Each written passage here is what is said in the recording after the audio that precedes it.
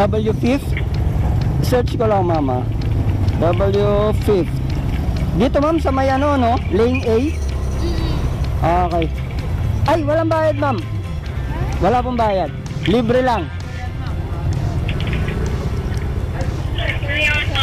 Seryoso yun ma'am. Pag siningil kita, sumbong mo ko sa kanya. Nasa kanya na boss ha.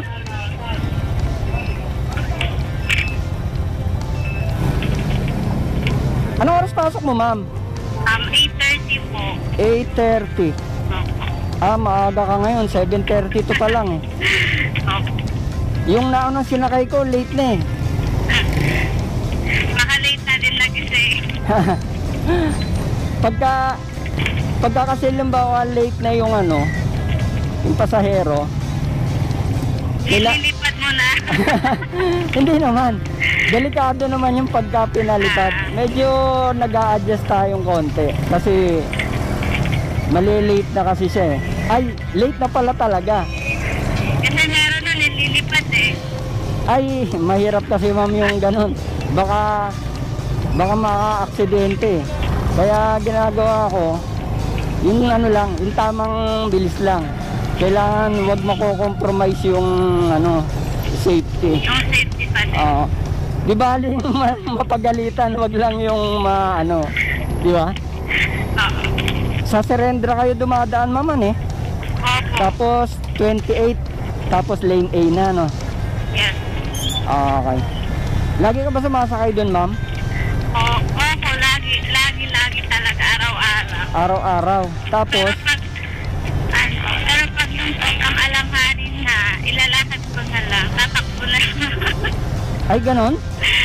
Oo, kasi pag, halimbawa, minsan kasi malilate na din. Oh. Mahaba yung pila dyan. Kaya, minsan, hindi naman madalas. Naglalakad na lang. Naglalakad? Kaya nga ako ron kaya ako dun madalas nag-free ride kasi mahaba pila ron minsan. Opo. Mahaba talaga, lalo na pag rush hour. Kaya pag rush hour, kaya naghahatid ako ng libre dyan. Kaya pagka ako na-tsempuan mo na dun, swerte ka. Matagal ka na po ba Matagal na rin ma'am yun. Nasa 3 years na akong nagbablog eh. Kaso Anong Facebook mo? eto ma'am. Eto ma'am. Okay na, ipapalo ko ta. Ayan ma'am. Remembrance. Okay, ipapalo ko. Thank you ma'am, thank you. Tapos kakanan dito maman eh. Yes po. Okay. Minsan kasi si Google Map mas malayo pa yung ano eh, tinuturo eh. Diba? Opo. Pero makakapunta ka naman dun sa location. Yun nga lang, parang mas mahaba. Oo, parang ligaw ka pa. Parang mas malayo yung naging daanan eh. Inaikot ka pa. Hindi kagaya pag ganyan, halimbawa tatanong ako doon sa pasahero kung saan yung ano, kasi araw-araw nila dinadaanan yun, kabisado nila kung saan madali saan mabili, di ba ma'am? Tapos pagka pauwi, sasakay ka uli ng motor? Hindi po, hinahatid na ako ng jowa. Ay, sana all may jowa.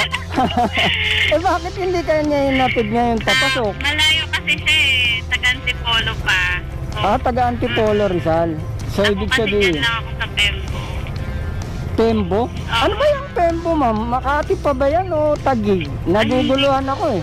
Hindi ko alam eh, sabi kasi Taguig na daw. Taguig na? Sabi, Taguig na daw. Hindi na daw yun Makati sabi. Oo nga, Taguig na daw. Nilagay ko kasi doon sa note, Pembo, Makati. Oo, nasa ano pa din eh. Kahit naman kumuha pa ako ng passport, Makati pa din. Makati pa rin? Hindi kasi agad-agad yun matatanggal eh. Kasi kahit sa mga document, sa mapa. Yun nga yung problema. Paano pag dumating yung siyempre may yung passport mo, diba? Yung mga IDs mo, Makati. Oo. Ano kaya yun? Kaya nga. At saka, yung iba ayaw magpalipat eh. Kasi mas marami raw, ano? Marami silang benefits sa mga sila. Oo. Matagal kasi akong, ano, hindi napadpad diyan sa Pembo eh. Taga-saan ka po ba? Taga ano kasi ma'am, taga Binangonan Rizal talaga ako. Taga-saan po? Taga Binangonan Rizal pa ako. Dumadayo lang ako rito sa traffic capital of the Philippines para maghatid sa mga ano pasahero. Para mag-rescue ng mga late na sa trabaho.